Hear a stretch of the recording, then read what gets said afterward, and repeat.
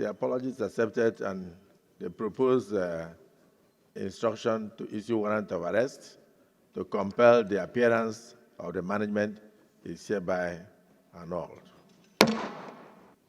The President of the Senate will extend our respect and commend the Senate President's leadership and the Chairman's contributions to advancing the welfare of Nigerians. We acknowledge receipt of instructions regarding the investigative hearing on the Odukpani-ltu-lkot Ekpene Road and sincerely apologize for missing previous sittings of the committees due to miscommunication during our leadership transition in our company.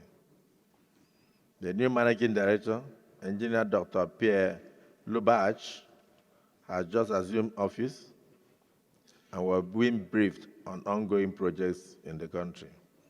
We assure the esteemed Senate and the National Assembly as a whole of our commitment to collaborate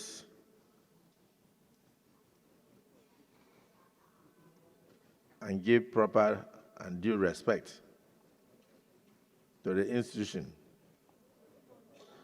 and we bring to bear operational efficiency and responsiveness to our duties in the country. JBN remains committed to partnering with the National Assembly and the Federal Government of Nigeria to deliver projects that will benefit all Nigerians, address structural challenges, and create jobs for teeming youths of our dear country. We deeply regret the earlier oversight, and we are grateful for the understanding of the Senate that we are prepared to appear on any date that the Senate so desires. The letter, this was consequent upon our earlier resolution here that serious decisions should be taken for non-compliance with the legislative invitation. So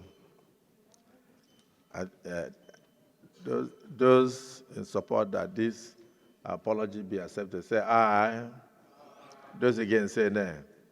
The ayes have it. So the apology is accepted and the proposed instruction to issue warrant of arrest to compel the appearance of the management is hereby annulled.